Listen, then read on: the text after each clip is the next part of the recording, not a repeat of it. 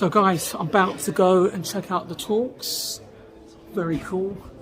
I'm excited to see what they've got to say. This is going to be very intriguing. Find out, am I going to the right place? Let's have a look. Yes. I think I'm a bit late actually. Let's change perspective and check it out. It's not a good look, I promise. I think the only person who got away with it was Nick Hayek, the late great Nick Hayek, but he had lots of watch brands. Anyway, the reason I'm double wristing like an absolute tool is because I've sort of plucked two things from my watch wardrobe that I thought were sort of completely diametrically opposite, but both represent watch design, which we're here to talk about today, in quite sort of two different but very pure ways. The one, first, right, so I don't know if you can see that, it's been mad. I don't know if anyone's recognised that. It's a reissue of a Lip watch. This is one of the biggest French watch brands going, and then its profits tanked as industrial disputes in the 70s. As a last-ditch attempt to revive the fortunes of it, they drafted in 7 external industrial designers, which is unheard of in the watch world. Normally, watches know best, they know how to make watches. Apart from notable exceptions like Gerald Genta, that everyone talks about, and also in the 70s, it really wasn't done. There wasn't such thing as a watch designer. So they drafted in all these mad people who were, and the guy who designed his son's TGV trainer. So it doesn't look very much like that at all.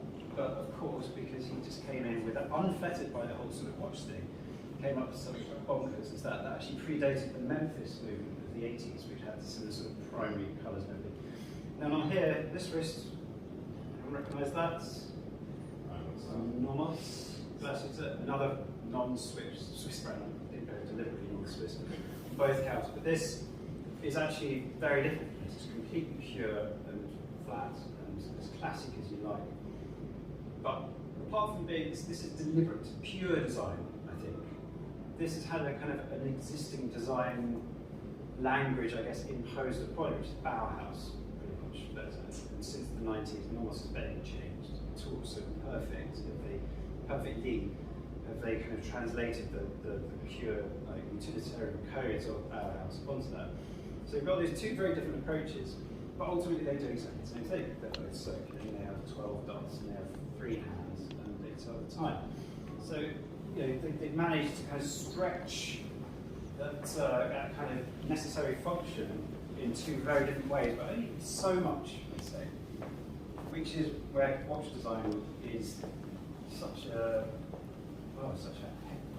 sort of get about. And I don't know whether Giles wants to kind of pick me up on that, because you're a man who wrestles with that necessary function, but yet like as much creative way as you want and always want to. It's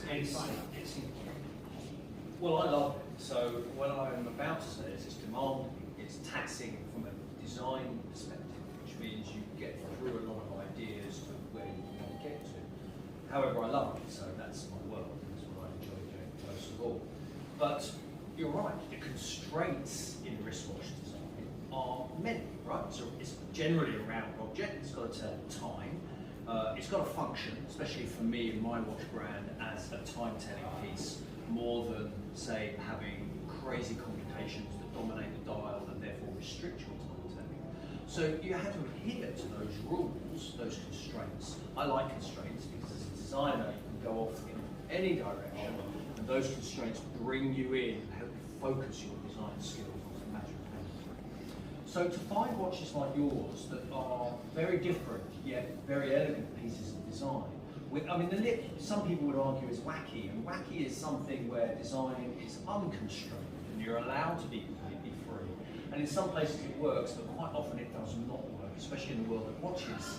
Wacky watches are comical, and they don't last. And the issue you have with watches is that they're expensive to make, and therefore, with the expense comes longevity. You want the watch to last a long time, and you want to have to like it. If you tire of it, then that's a real financial burden on you. It's a chore, you've got to flip it, you've got to sell it, you go on. Now, I went into watch design as a graphic designer, okay? And as a graphic designer, you design a watch, it's going to look like a diesel watch, or maybe a fossil watch. It's going to look like a fashion item. And that is not the world, the sphere that we occupy. We occupy something very different. And that has a specific language in watch design. We call that language a register. It's a language I had to learn because my first watch designs were very poor. They appealed to me on the day. The next day, I'd already tired of it. I'd already got bored of it. I lived with my first watch design for 4 years above my desk as a large printout. I didn't mean it to be that long. It's just how long it was, but I did not tire of it. And still, I am not tired of that design. And that's when you hit the sweet spot of watch design. So it doesn't matter if it's Bauhaus or pre-Memphis, but Memphis style essentially. You still have to have all the elements that go into the elegant piece of design so that you don't tire of it and it doesn't become a fashion watch. And that's what separates the surfers from the bodyboarders, if you like. You know, we occupy the same real estate, but they're very different skill sets altogether. And we can delve into those details a bit later. But as a watch designer myself, once you understand what that language is, then it's a power, it's a force that you can use, and it means you can make stuff that will fit in to this family that we all occupy, all here, generally, and not, I won't call them lesser brands, they're not that, but certainly fashion design brands. I'm interested in hearing, Jason, about what you think about sort of as a collector and coming from that perspective, about what kind of speaks to you in terms of The powers that draw you in. Yeah.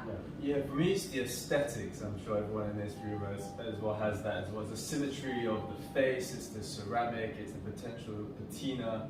I know when I buy a watch to pass on hopefully to generations, and they keep that watch and there's a story behind it. But for me, it's just the symmetricness of the face.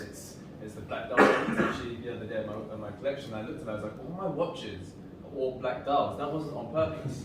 And they all have some form of ceramic, and they're all tool-based watches. And I have one wrist watch that my uncle gave me. He was a watchmaker actually in Australia, and he used to repair and fix watches. And he gave me this one watch.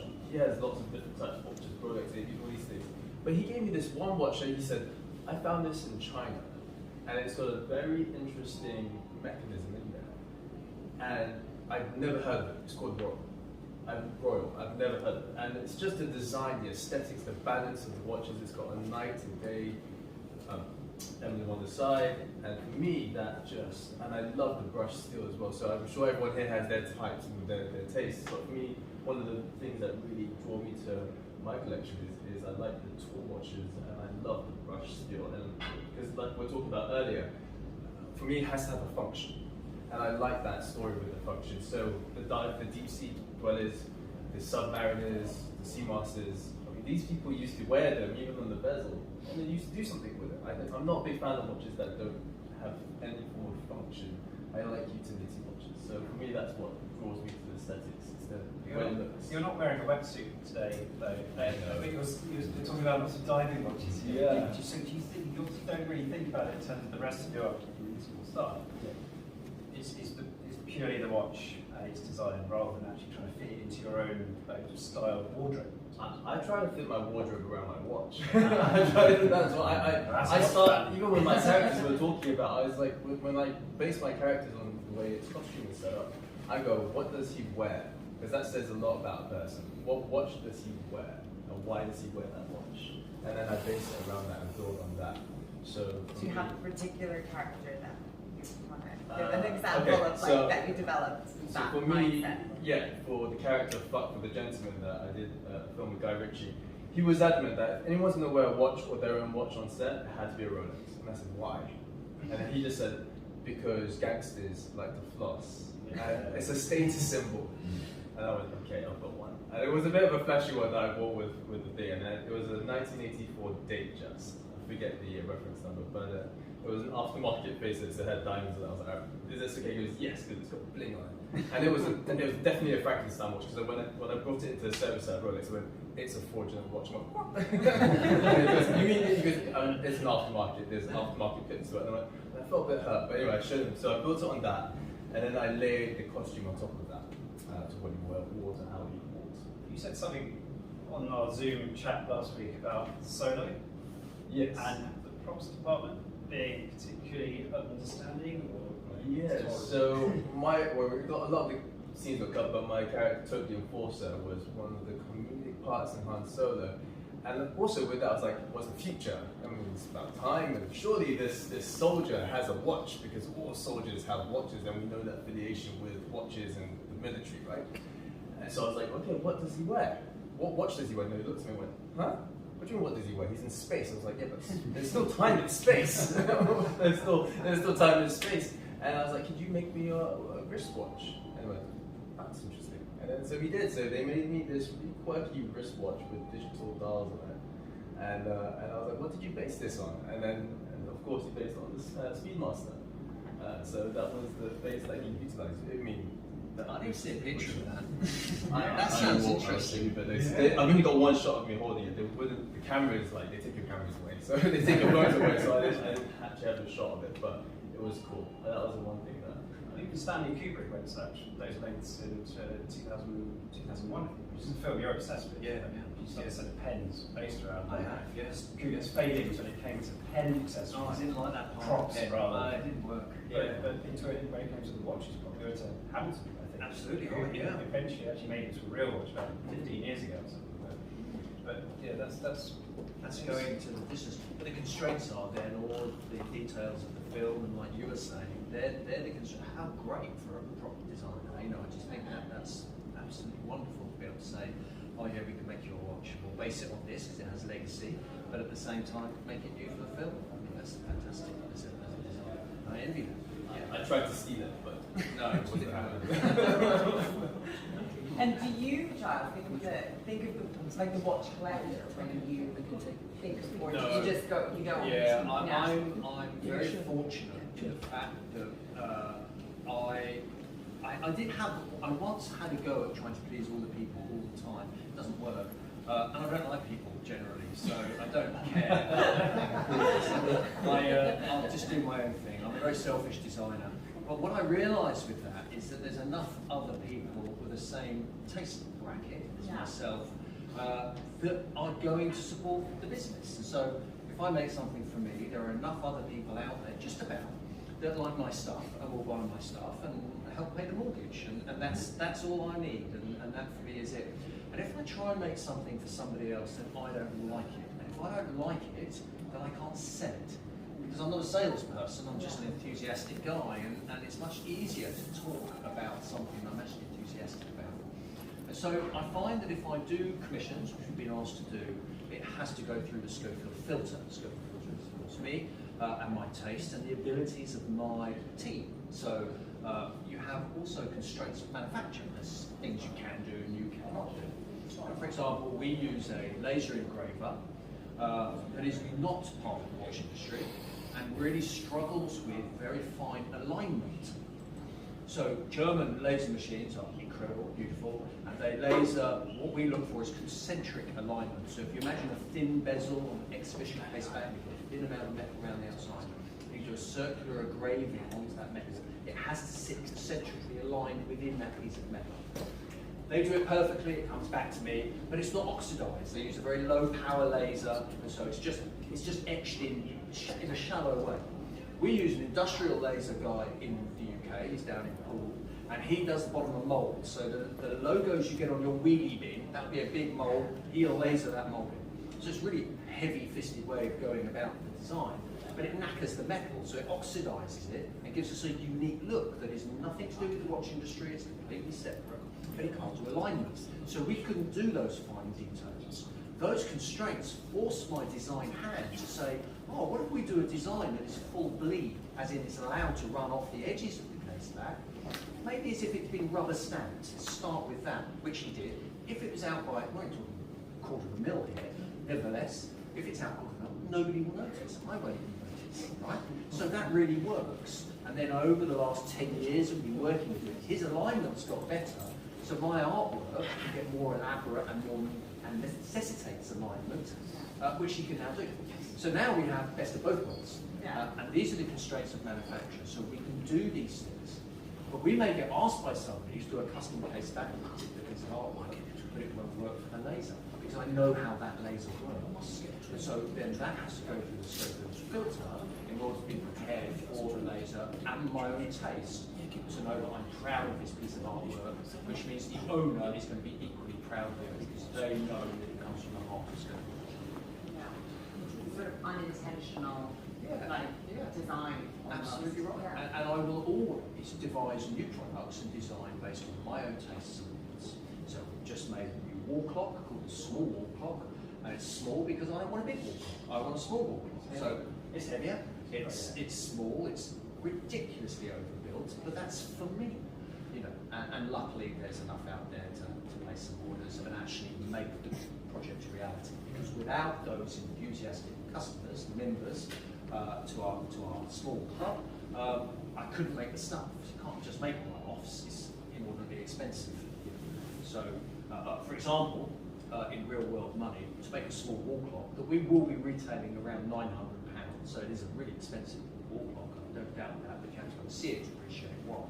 And then you get it, but for me to make one for myself, I'm looking at the region of 9,000 quid for a wall clock. So that's a bit expensive for a one-off wall clock. So it has to be something that will sell, because then in even the small numbers of making 50, 60 to 100 wall clocks, it becomes economically viable. Giles touched on sometimes the accidental benefits of actually working with people who exist outside of the sphere of watches, which can become a little bit closeted.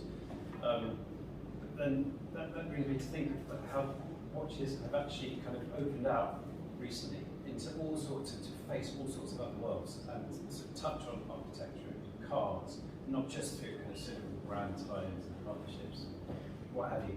Do you feel, Jason, that that sort of ties in with how you think in terms of other products? Do you through your passion for watches, your understanding of, say, ceramic, which you love the details, the tool functionality, and everything, do you look at other things in different ways? Has watch design gone on to influence your aesthetic kind of outlook, or do you think maybe it's the other way around? No, watch design. Since I was a kid, I've always been a massive collector of watches and different types of designs. My early days, I was saying to you, of course, the Swatch watch, the old school Swatch. I think a lot of people can relate here. That was their first watch, and then it was a quick go to Seikos and then Baby G's, and then you get onto the proper stuff, and then you get onto. But yes, the detailing for me, I think watch collectors were, as a collective, we are a little bit obsessed with detail. Right? We're stickler with craftsmanship. We appreciate the aspects of craftsmanship and good engineering. And for me, that's what really strikes about people who make watches or watchmakers or timepieces. That's, for me, that's really important. And yes, it transfers over to the other hobbies that I do. So my mum and my family was joking me, I can't have anything that's not the top of the spec. I started golf. I shouldn't need the top spec golf gloves. Yeah, I went for the top spec Mizunos. I don't need them, I'm not that good. I started to learn how to shoot. The director got me into it. I don't need the top end gun. Yeah, I went to a gun that I should probably have bought because I love the detailing of the gun, the wood grain, the workmanship on the metal, the lasering, all these small aspects. Yes, it has. And I hate, especially with Dinky, those guys, they make me spend so much. We all know, right? We all spend silly amounts of money watching that during lockdown, and they probably put loads of people in debt and bad credit scores. But yes, for me, it has transferred over to everything I do because I like that precision and I appreciate the craftsmanship of these bits of these things that Giles makes. That for me, it's the height of art and craftsmanship. I think that's why there's a stripped down straight six E-type engine downstairs. Because to look at that, it's just look at the watchmakers workbench. And in fact, watch design isn't just outside, is it? It's inside. It's the mechanics themselves are a beautiful thing. I can't imagine how hard it is to actually design a watch movie with an aesthetic hat on. Because again, we're also into that functionality. That's something which you ever that's such an aesthete. Absolutely How right. hard it is to make a movement. Would you, if you ever got around to making a movement of your own, you'd have to have that aesthetic. You would think. And that's bloody hard. we've tried modifying movements to suit that aesthetic. It's really, really difficult. But it is an interesting point that you raise, and that is the difference between engineers and designers and the head bashing that occurs between the two. For example, in the watch industry, you can often find watch companies that are led by engineers, and design comes secondary to that because they're movement-centric, and companies like myself that are design-centric, and the movements don't come second to that because we don't have that luxury. They are what they are. But what's interesting is, do you design your watch around the movement, or do you design your movement around the watch? And I would always argue the latter is that you first of all want to design your watch in exactly the way that you wish it could be, and then design a movement to fit that dial topography. But that doesn't happen in the watch industry because you don't have the luxury and it's extremely expensive to do that. So you take what you're given in most part, and that's a constraint I have to work with. However, I would love to be able to be free enough to design dial topography exactly how I wanted it with whatever complications I chose, and then have the movement to suit. And we tried that once, and it's prohibitively expensive. It's very, very expensive to do. And there are a few companies out there that design beautiful looking movements. On the most part, in the Swiss heritage point of view, they're decorated, right? And that's a way to make them look really pretty. That's interesting. My notebook actually has a Gerard Perregaux gold bridge on it. And that's Famous bridge, yeah. one of those famous bits of movement design, as Absolutely. design, Yeah. not just functionality. And there's a heritage of British movement design and finishing that I actually really like. The frosting of plates rather than the Geneva stripes and the engine turning that we see, which is quite ubiquitous. And actually we have to have in our watches because of course that's the way they come. To refinish watch movements when you don't see them inside the watch because we've got solid case backs becomes a false economy. I like it to a degree, but how much is it going to elevate the price? We price from the bottom up. So if I start taking ETA movements apart, refinishing them, then it suddenly becomes a lot more expensive, which for the most part, most of my customers just don't care that much whether I'm actually doing it to the inside. So it is a really interesting point. Who's leading the design? Is it the mechanics that come first or the designers that come first? I've got a question that I was going to ask. I'm a fan. Sorry. So when you design your watches, how do you keep that element of Britishness that you're not influenced by different types of Swiss watches, the APs, the classic Rolexes, the classic tour watches, because your design's very unique and different. How do you make sure you're different from the rest and keeping that Britishness to your design? Very hard, and I think perhaps I just got lucky initially. I read and learned and saw everything I could initially to be able to be schooled in how the masters of design pull off the job. And it's an intangible quality. So it's not a set of instructions you can give someone on how to do a watch dial design. I have seen hundreds of design attempts by designers of doing watch dials, and nearly all of the time they have missed the point in time. There are a few things that you have to understand, but that's a skill in itself, and you either have the quality or you don't.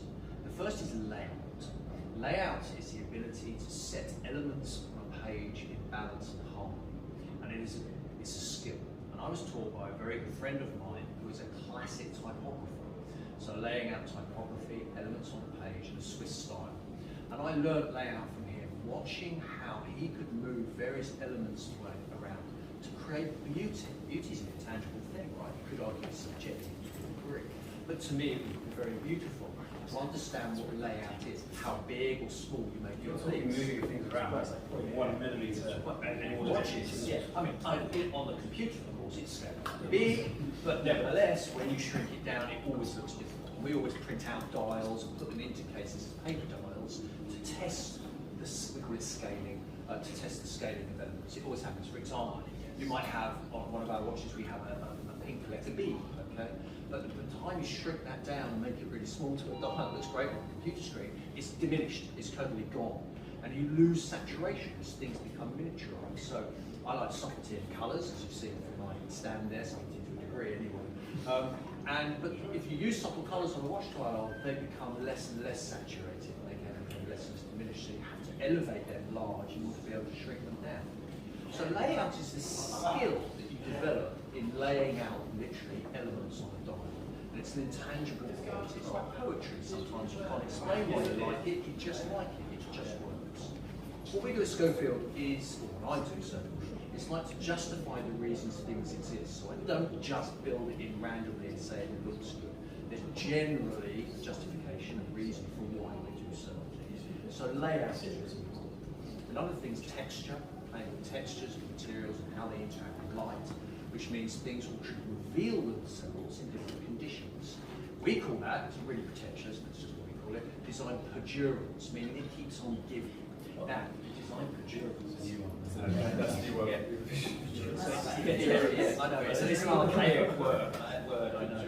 I don't even know if it's what it means is that, okay, if you get a Rolex, right, you know what that Rolex is going to look like before you get hold of it. You've seen it before, okay? It's a piece of design that is in our zeitgeist, it's in our world, we know what it's like. And once you own that Rolex, you turn it over, there's very little on the back of the Rolex, you turn it back, it's great, you've got that watch that you always wanted. I wanted to be able to exaggerate that notion that we can keep on revealing things in different lights and different conditions by playing with those textures, the laser backs of the dial. Dials, for example, that have tiny little metallic elements that catch the light and flare in different conditions. So, design perdurance, it keeps on giving. I want it to keep on giving, the watch. That's the whole point of it. Schofield owners will fall into two camps. Do they rub their thumb on the side of the case because it's got tactility? Tactility is built into design. You design with tactility deliberately, okay? Or do you run your finger around the crystal because the crystal is set fractionally below the lip of the bezel? It's an unusual thing. Most go to the edge of the bezel. But it gives a nice feeling, you know, and that tactility we want. And I knew that from the watch under observation, okay? And so when I designed the pen, I wanted a scratchy edge on the pen because somehow a scratchy edge is quite nice to feel, right? And that's the point, we're holding these things, and tactility is part of the design process. I've got a theory. Yeah. The answer to your original question, Jason, is that actually you said earlier you don't like people. Yes. So yeah, I was thinking you don't like watches, and that's how you retain that sort of pure Schofield thing, because you don't give a shit about anyone else's watches. I absolutely don't, and you're right. Lucy asked me in an interview what made you fall in love with watchmaking, and I instantly replied, I don't love watchmaking. And what I mean by that is that it's not my work, it's not my everything. My everything is sitting in front of the computer, designing something, and pushing it into being made.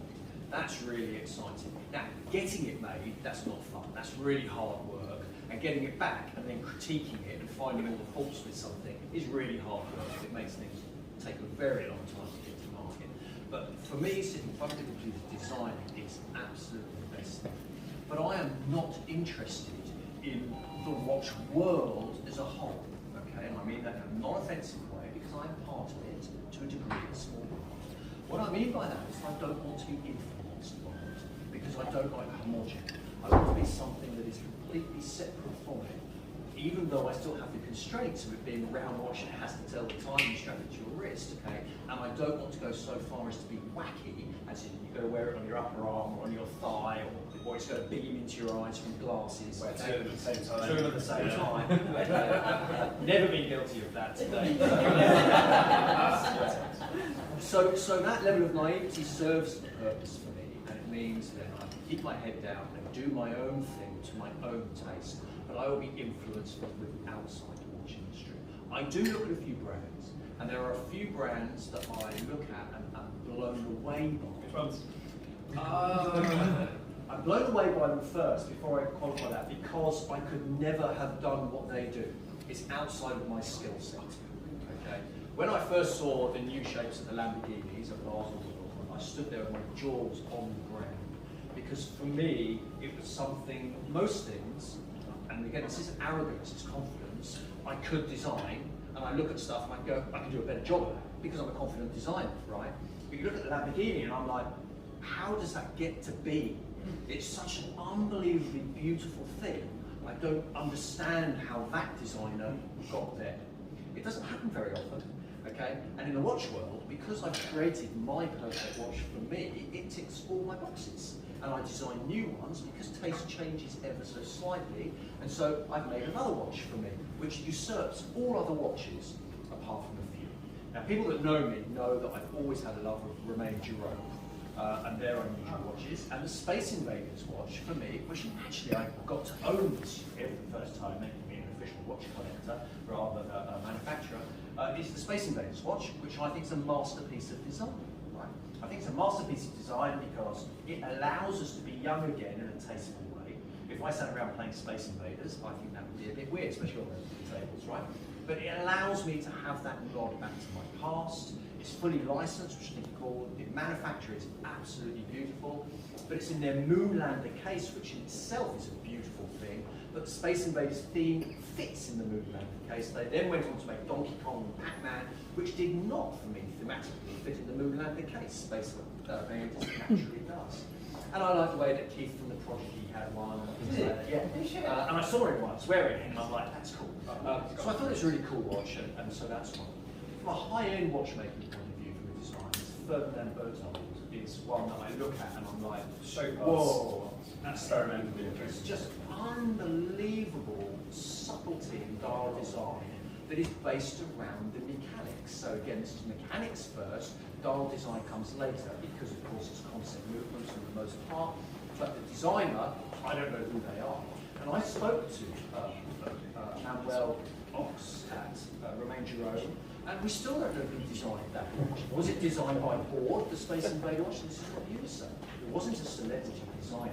Digging in to find out who actually does the design of watches is really hard, and companies don't like to tell you who it is. Who is the lead designer of Ferdinand? Who is the lead designer or was at Romain Girod?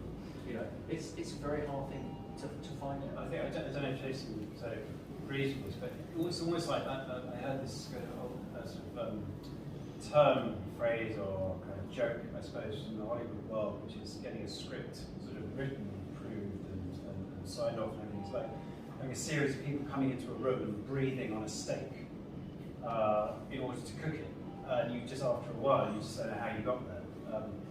But anyway, I don't know what the creative process is like in your world, but it's an awful lot of people who contribute to one thing. That's not necessarily a bad thing. No, definitely, especially in the film world, for you to be able to produce a final film project, it's a lot of work. You know, you essentially produce a script, great. That's just one fraction of how that film is produced. You've got to get the producers, financiers. You know, I know some top producers that find it hard to finance films, even though they've got all-star cast involved.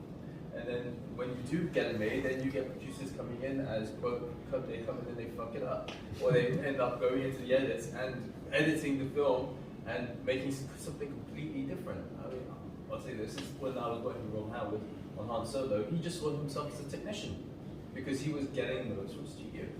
And so you go, okay, who is the creator of this film in the end? Who is making this final product? And is it the studios? Is it the director? Is it the writer? But that's the thing about watches. For me, it's about the collaboration process. Right. And that's something that always draws me to the aesthetics of the watches, the designs, that classicness, that timelessness. And it is very hard to find a timeless piece. It really is. With that pun intended. We started by going up and down the lines and saying, what are you wearing? We're talking about your sort of grail watches, the ones that can really admire, remain. Yeah, for the design. So come on, what are our sort of grail watches? From a design perspective, and why? You explained Ferdinand Berthold, the Chopard's kind of conceptual imprint is quite new, revive and routine everything. Romain Girod. Isabella, do you have? I mean, coming sort of from fashion, I think about more in terms of design. What does the design kind of signify? So it's like, what kind of a story does the speaking broadly? Yeah, exactly. And what kind of place it holds within the sort of the perception that people have of that design and what that signifies. And how that affects on you. Yes, exactly. It says everything about it. Yeah, exactly, by just having a certain brand or a certain type of watch. So you have to drive on something? I mean, I always loved, I really do like, this is probably for the watch geeks, not the best, but I do love classic Cartier because, again, in the fashion world, that is such it's timeless, and I feel like that's something maybe that, you know, can you pinpoint something about timeless design, maybe that? It is. I was chatting the to elements of that. I know. I was chatting to a bunch of watch journalists the other day on our WhatsApp group, and we couldn't actually. We were trying to find a reason not to like Cartier, just because it's such a fascinating catalogue. I mean, it's so many SKUs, models in one thing. And you know, for God's sake, design something new already. But they're there. It's almost like they've been kind of beamed down, like you know, from space, so that you can't affect it. It's just done. Why fit with it? Jason, come on. Money no objects. Even money no object. The two timepieces I really want to round off things in my collection is the Speedmaster. It is a Speedmaster for my birthday, 86 Speedmaster, and a Pepsi Rolex GMT from 1986. But if I also got this massive film and they paid me tons of money, I do like the Protect Aquanaut that they've just released, all khaki, the green face one. That's the grenade. Yeah, The grenade. So what it's called? Yeah, some people call it the grenade. The green. Yeah. Can Green. you chuck into it? If you talk about my no object, that would be the one that I would, if I all of a sudden got a massive job, that would be the one to treat myself. But I can't afford that yet. So, Yes. But I think these other two things, potentially, the more I work and get do the work, I get to take these ones, and there will be more consistent. What is it about the Aquanaut design work? It's just stunning. It's just the lines for that square face, that classic Patek. But the hexagonal Brush shape. steel again. Brush still again, and it's just that the green face. And it's very similar to what Giles was saying. When you look at it in different lights, it looks very different, and you see different color to it. And that's also what drew. I was caught between that and the whole, the Rolex Hulk, because when you look at that watch, I'm sure you guys see it. Some of you guys probably hate it. You're like fanboy. When you look at it from different parts of the light, sometimes it's black, sometimes it's green, sometimes it's jade, and it's just We call that shifty. Shifty. Yeah, Shifty. Yeah. Like that. I tried to use that word you said earlier, but I forgot. But yeah, those are my selections at the moment. But it's just And you? Grenade is beautiful. Me? Oh God. Sure, bro. My grail, apart from Schofield. Well, I think from a pure watchmaking perspective, it would be a Roger Smith. But I didn't actually know you were. I got my discount. Put me down for serious treatment. Sorry. I saw it before and I was like, don't fanboy. One day I'm a massive fan. I want to sell. But from a pure design perspective, I'm going to go completely the opposite way. And actually just, they're incredibly overpriced, but Richard Mille watches are just utterly bonkers, mad, and just exist as a pure thing. It doesn't try to fit fads, trends, architecture, cars, any of the stuff that you touched on. It's just Richard Mille just tearing up the world and doing as much uncompromising, expensive, ridiculous over-engineering as he wants. And despite the fact it looks like it's being beamed down from space, any Richard Mille, beamed down from space is a cloud of dry ice.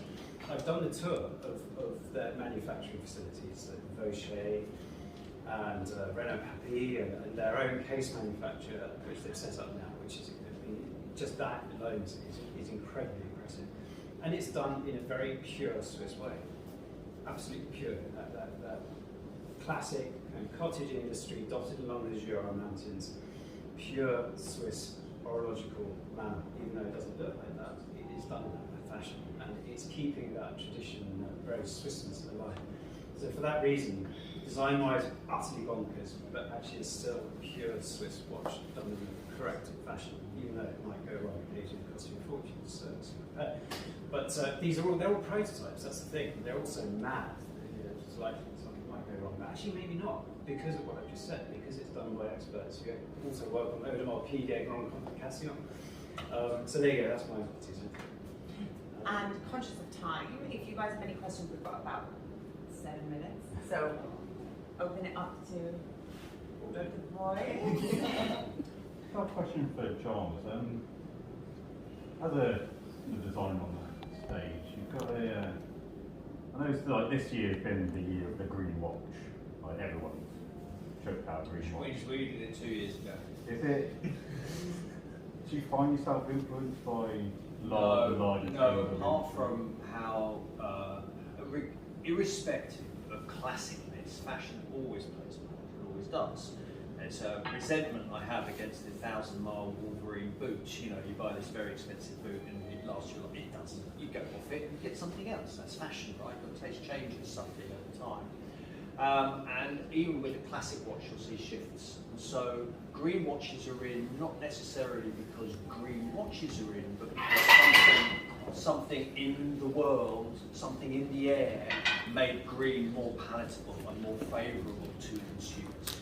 And that's generally how it works. Now we will move in those circles as well. We will alter us because that's how fashion works. Okay, everybody moves along at the same time. If we're in that same bracket of taste, then generally it becomes more acceptable. You know, when the 80s resurgence came back, orange, yellow, brightness was back in again. And I remember saying, I will never